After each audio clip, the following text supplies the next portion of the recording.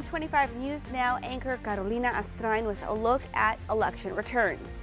Greg Abbott wins with 56% of the vote, Beto behind with 42%. U.S. House District 27 Republican incumbent Michael Cloud keeps his seat, winning 64% of the vote, Democrat Maclovio Perez Jr. trailing behind with 35% of the vote. Lieutenant Governor Dan Patrick wins with 53% of the vote against Mike Collier.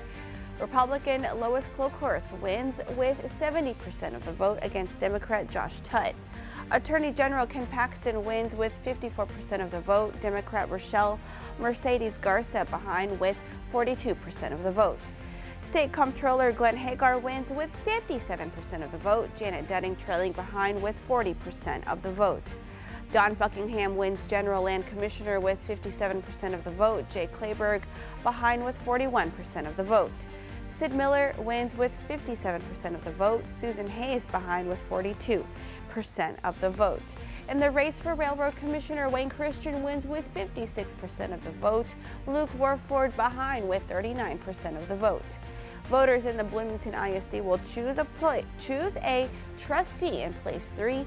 ER Signs wins with 56% of the vote, John Ellsworth behind with 43%.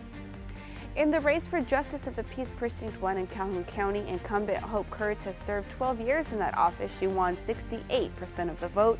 Her opponent, Democrat candidate Luis Rubio, behind with 31% of the vote. In an at-large seat at Nursery ISD, Dr. John McNeil was elected to the Board of Trustees with 61% of the vote. Brianne Harriman behind with 38% of the vote. In Goliad County, Judge Mike Bennett won re-election with 56% of the vote. Mary Ellen Princess Flores trailing behind with 43% of the vote.